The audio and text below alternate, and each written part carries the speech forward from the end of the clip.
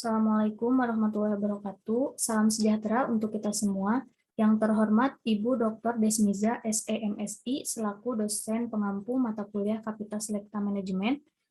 Selama beberapa menit ke depan, kami akan menyampaikan tentang Going Green and Sustainable, the Influence of Green Human Resource Practices on the Organizational Rationale for Sustainable.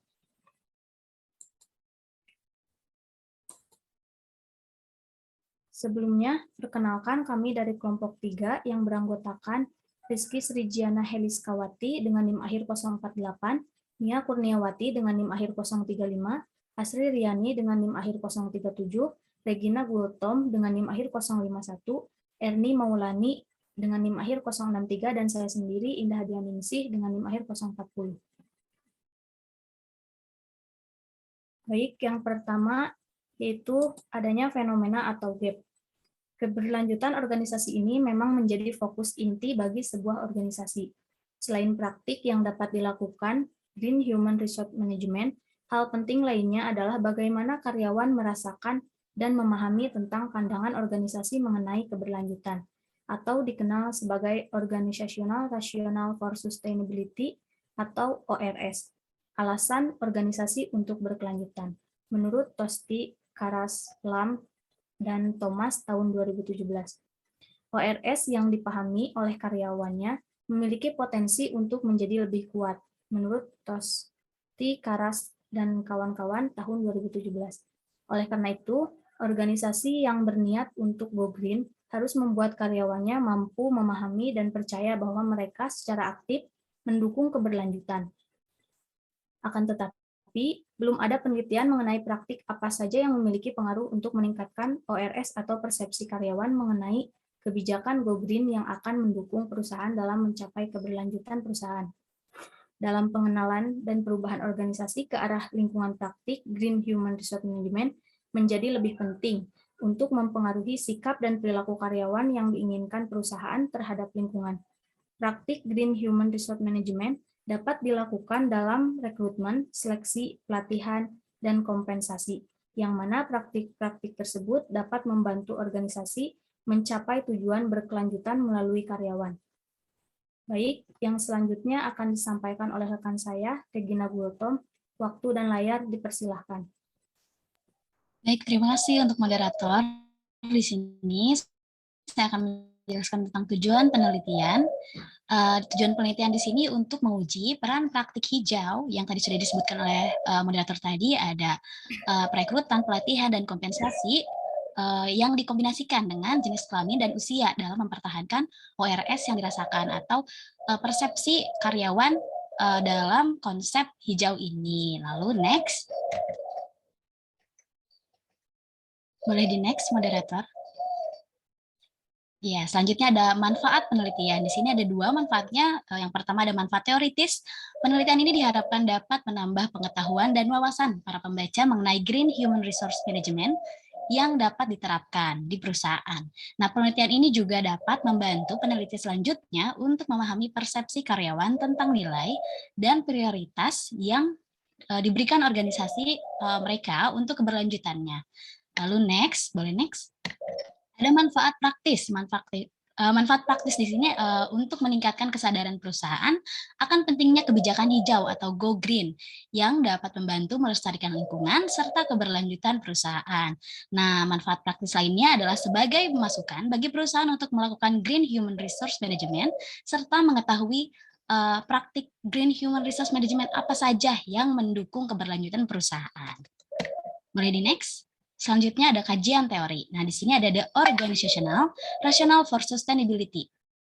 Nah, ini tuh disebutkan oleh Mies and Siva mengajukan bahwa, mohon maaf,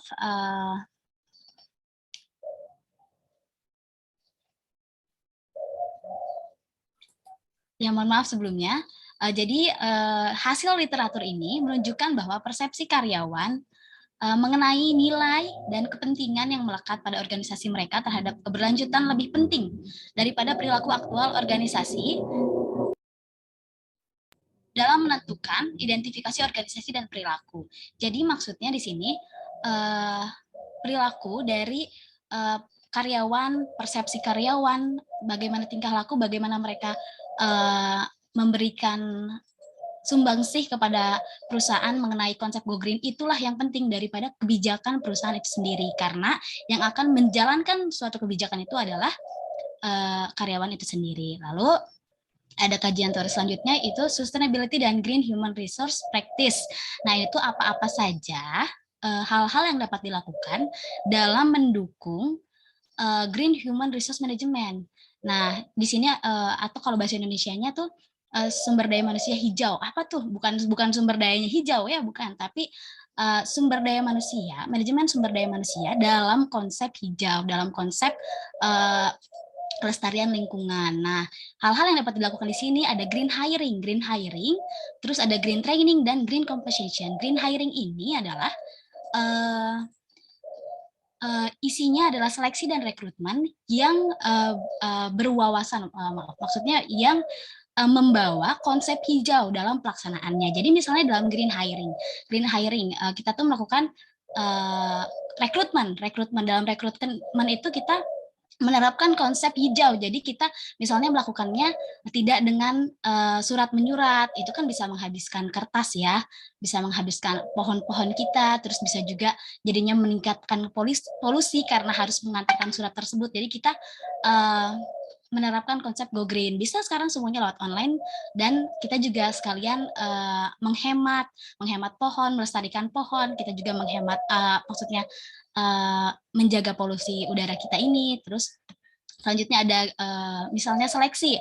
Nah, green seleksi dengan konsep hijau ini maksudnya ketika kita melakukan seleksi, ketika perusahaan melakukan seleksi, itu perusahaan melakukan konsep hijau. Jadi dalam seleksinya mereka boleh menanyakan pertanyaan kepada para calon pekerja mengenai apakah mereka mempunyai ide atau gagasan gitu yang baru untuk perusahaan, atau bagaimana pandangan mereka. Jadi perusahaan ini bertanya mengenai apakah mereka memiliki jiwa tentang mencintai lingkungan atau kelestarian lingkungan, seperti itu. Langsung ada selanjutnya ada green training. Green training ini jadi untuk membentuk keberlangsungan program Go Green, suatu perusahaan itu tentu harus melakukan training ya.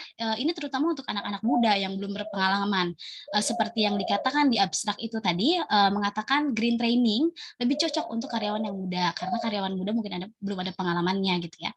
Nah, lalu selanjutnya ada green compensation. Nah, apa nih green compensation? Apakah kompensasinya hijau? Apakah uangnya berwarna hijau? Tidak.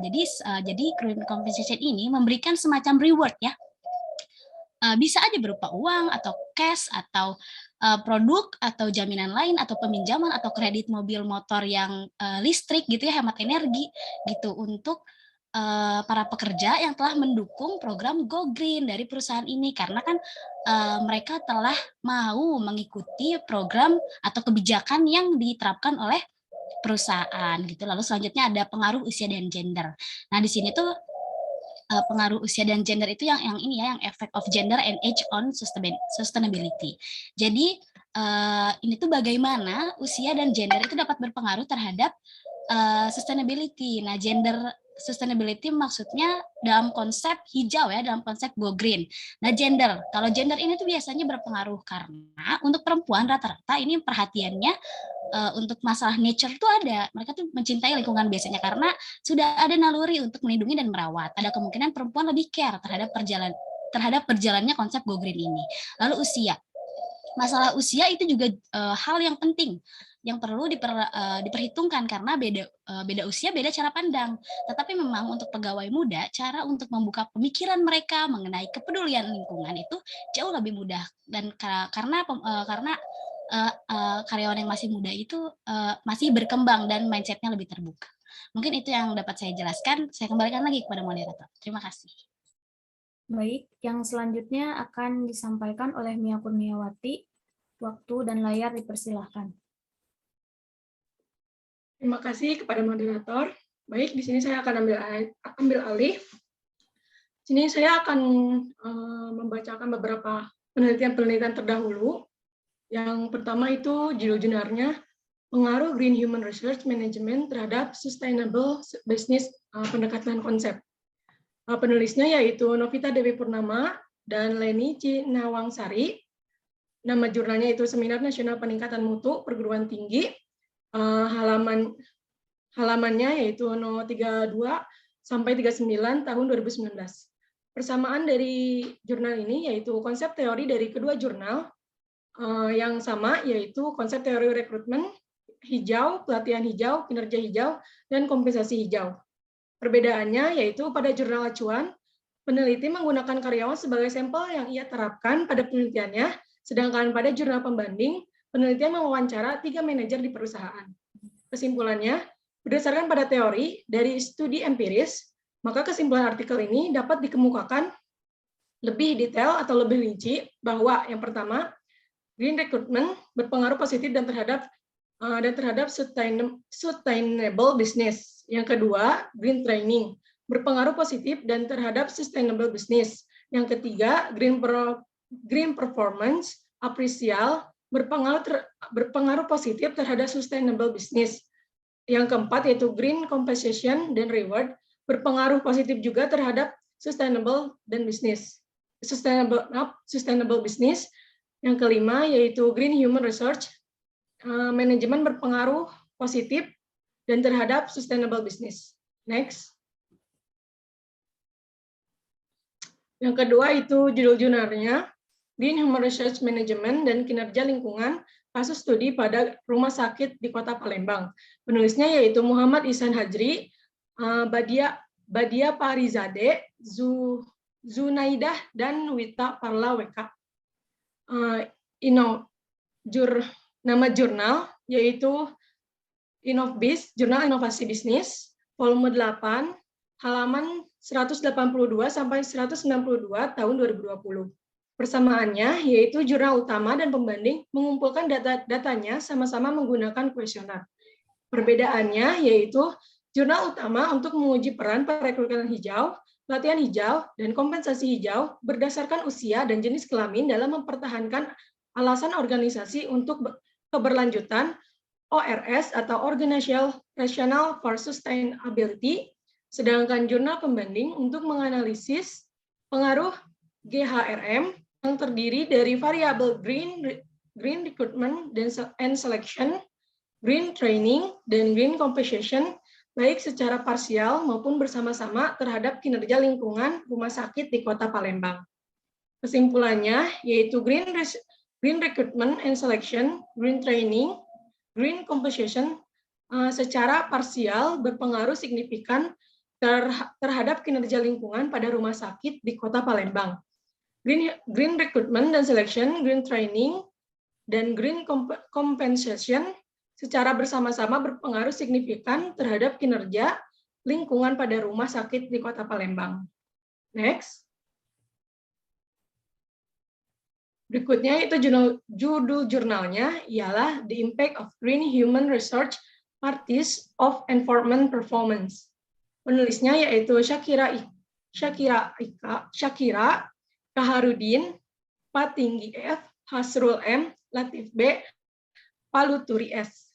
Nama jurnalnya itu Polish Journal Management Study, volumenya 22, No 2 tahun 2020. Persamaan dari jurnal ini yaitu jurnal utama dan jurnal pembanding dalam proses pengumpulan dan sama-sama menggunakan kuesioner. Perbedaannya yaitu jurnal utama menguji peran green perekrutan atau pelatih hijau dan kompensasi hijau berdasarkan usia dan jenis kelamin. Sedangkan jurnal pembanding melakukan penelitian untuk menyelidiki dampak dari praktik green human research pada kinerja lingkungan yang berkelanjutan. Metode yang digunakan dalam mengolah dan menganalisis pada jurnal utama yaitu analisis komparatif kualitatif Fujifilm, sedangkan pada jurnal pembanding menggunakan metode analisis partial least square structural equation modeling. Kesimpulannya, hasil dari penelitian ini menunjukkan bahwa green training meningkatkan kemampuan bekerja untuk mengidentifikasikan masalah terkait lingkungan, memiliki pengetahuan yang luas dengan masalah-masalah yang disebabkan oleh lingkungan dan pemahaman yang efisien tentang bagaimana lingkungan dan pengaruh melalui praktik kerja para pekerja. Next. Yang terakhir itu judul jurnalnya yaitu Green Human Resource Management and Innovation Approaches to Environmental Sustainability. Penulisnya yaitu Neha Gupta, Rida Sharma. Nama jurnalnya itu AAMS, International Conference on Management, Vol 2-5, halaman 825 sampai 830 pada tahun 2015. Persamaannya yaitu jurnal utama dan jurnal pembanding sama-sama membahas tentang keberlanjutan Green Human Research Management. Perbedaannya yaitu jurnal utama bertujuan untuk menguji peran perekrutan hijau, latihan hijau, dan kompensasi hijau berdasarkan usia dan jenis kelamin dalam mempertahankan alasan organisasi untuk keberlanjutan organisasional rationalis for sustainability. Sedangkan jurnal pembanding mempunyai tujuan untuk menghubungkan keterlibatan dan partisipasi karyawan dalam lingkungan, program manajemen, dan meningkatkan kinerja lingkungan organisasi. Kesimpulannya yaitu HCL Teknologi telah memimpin revolusi hijau di industri IT India. HCL telah menyusun strategi holistik untuk melibatkan pemasok atau vendor, manajemen senior, akademis, hubungan industri, dan badan-badan sivil untuk memahami prioritas dalam kaitannya dengan lingkungan. Dan kerangka kerja keterlibatan ini telah membantu HCL untuk mendapatkan sertifikasi LEED dan penghargaan inovasi Eco Golden Peacock yang bergengsi pada tahun 2013. Baik, saya kembalikan kepada moderator. Baik, selanjutnya akan disampaikan oleh Asririani. Waktu dan layar dipersilahkan. Baik, terima kasih kepada moderator. Selanjutnya yaitu ada metode penelitian. Penelitian ini menggunakan metode kualitatif, yang mana penelitian ini akan dijelaskan hubungan antara variabel bebas. Yang pertama yaitu ada age sebagai X1, gender sebagai X2, green training sebagai X3, green compensation sebagai X4, dan green hiring sebagai X5 terhadap variabel terikat yaitu Organizational Rationale for Sustainability atau ORS. Next. Kemudian ada variabel penelitian. Variabel penelitian adalah atribut atau sifat nilai seseorang sebagai objek atau kegiatan yang mempunyai varian tertentu yang ditetapkan oleh peneliti untuk dipelajari dan kemudian ditarik kesimpulannya menurut Sugiono tahun 2015. Dalam jurnal yang kami teliti ini terdapat 6 variabel. Yang pertama ada age, kedua gender, ketiga green hiring, keempat green training, kelima green compensation, dan yang terakhir ada ORS atau Organizational Rationale for Sustainability. Next. Kemudian ada jenis data. Dalam penelitian ini, jenis data yang digunakan adalah data kualitatif. Data kualitatif adalah mekanisme kerja penelitian yang berpedoman penilaian subjektif non-statistik, di mana ukuran nilai yang digunakan dalam penelitian ini bukanlah angka-angka skor, melainkan kategorisasi nilai atau kualitasnya menurut Sugiono tahun 2017. Next. Kemudian ada sumber data. Sumber data dalam penelitian ini adalah data primer. Dalam penelitian ini, sumber data didapatkan dari hasil survei online di Portugal sebanyak 275 tanggapan responden. Next. Yang terakhir ada populasi dan sampel. Populasi dalam penelitian ini adalah seluruh karyawan di negara Portugal. Dalam penelitian ini, tidak semua populasi dijadikan sampel. Jumlah sampel dari penelitian ini adalah 275 tanggapan kuesioner dari karyawan yang bekerja di Portugal. Sekian dari saya kembalikan kepada moderator. Baik, selanjutnya akan disampaikan oleh Rizky Srijiana. Waktu dan layar dipersilahkan. Terima kasih kepada moderator. Selanjutnya, saya akan menjelaskan tentang teknik pengumpulan data. Pengumpulan data dilakukan melalui survei online di Portugal. Sebuah presentase dilakukan untuk memastikan bahwa kuesioner memiliki struktur yang dapat diandalkan dan dipahami dengan baik. Tanggapan yang berhasil dikumpulkan berasal dari karyawan, kerja, dari berbagai organisasi ataupun sektor ekonomi. Sebagian besar dari sektor tersier yaitu hotel dan makanan retail. Next. Selanjutnya, di sini ada teknik analisis data.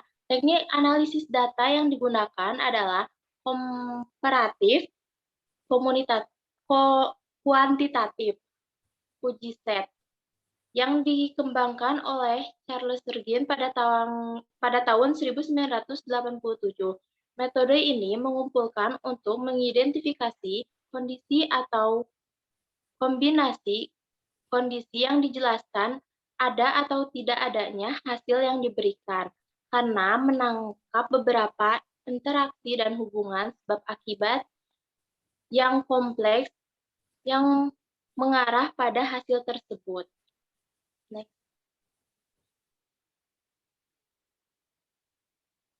Baik, selanjutnya di sini ada hasil pembahasan pada tabel 1, yaitu respon perempuan mewakili presentase sampel yang sedikit lebih tinggi daripada laki-laki, yaitu sebesar 57,5% dan 80,8% dari mereka menempati posisi non-manajerial.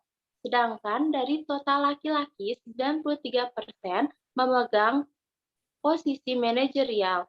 Rata-rata usia respon pada ini yaitu 31 tahun dan sebagian besar lebih bekerja pada rentang waktu selama 1 sampai 4 tahun, 44%. Baik, selanjutnya saya serahkan kepada moderator. Terima kasih. Baik, yang selanjutnya akan disampaikan oleh Erni Mauliani. Waktu dan layar dipersilahkan. Baik. Yang berikutnya, terdapat hasil dan pembahasan dari tabel 2.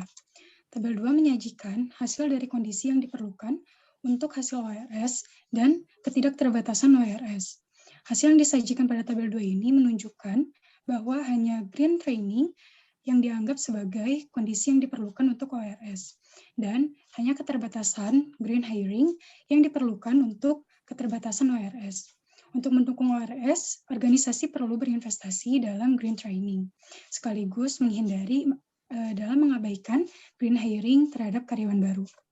Next slide. Baik, yang berikutnya, tabel 3, menyajikan hasil untuk solusi antara ORS dan ketidakterbatasan ORS, serta nilai batas yang diterapkan dalam penelitian ini. Mengenai nilai batasan tersebut terdiri dari coverage solusi di atas 0,25, konsistensi solusi di atas 0,75, dan konsistensi konfigurasi di atas 0,80. Mengenai ORS, konfigurasi dengan nilai cakupan overall tertinggi, yaitu mengingat batas konsistensi di atas 0,80, yakni green compensation dan green training dan green hiring memperoleh hasil sebesar 0,639115. Untuk green training dan keterbatasan umur mendapatkan hasil 0,565,889, lalu jenis kelamin dan green hiring serta usia mendapatkan hasil 0,234493, dan jenis kelamin serta keterbatasan green compensation dan green hiring mendapatkan hasil 0,154675. Hasil penelitian tersebut menunjukkan bahwa green training, green hiring, dan gender penting untuk mempertahankan ORS. Next slide. Baik, yang berikutnya tabel keempat menunjukkan pola yang berbeda dari kondisi kasual yang ditemukan pada hasil ORS. Solusi antara ada dan tidaknya hasil bersifat informatif dengan nilai konsistensi lebih besar dari 0,8. Terdapat 4 konfigurasi yang memenuhi ambang batas, yakni ketidakterbatasan green conversation dan green hiring, serta usia mendapatkan hasil 0,496977, green conversation dan ketidakterbatasan green training mendapatkan hasil 0,453819, ketidakterbatasan green training dan green hiring mendapatkan hasil 0,377884. Dan jenis kelamin serta ketidakterbatasan green conversation dan green hiring mendapatkan hasil 0,276488. Dari kesimpulan ini didapatkan bahwa kondisi utama untuk hasil ORS adalah ketidakterbatasan usia, green training, green hiring, ketidakterbatasan umur, dan jenis kelamin yang menunjukkan pentingnya memiliki green training dan green hiring. Sekian dari saya kembalikan lagi kepada moderator. Baik, selanjutnya yaitu ada kesimpulan. Yang pertama yaitu persepsi atau cara pandang dari pegawai lebih penting daripada kebijakan perusahaan. Sebab yang menjalankan sebuah kebijakan adalah pegawainya. Apabila perusahaan mempunyai kebijakan tertentu, tetapi pegawainya tidak mengerti mengenai kebijakan tersebut, maka kebijakan tersebut tidak akan berhasil.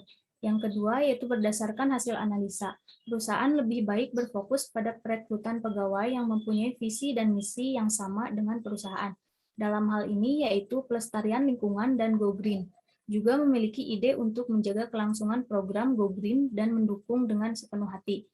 Yang ketiga itu selain itu, pegawai yang lebih muda lebih membutuhkan pelatihan mengenai Go Green, supaya mindset mereka benar-benar memahami apa pentingnya Go Green.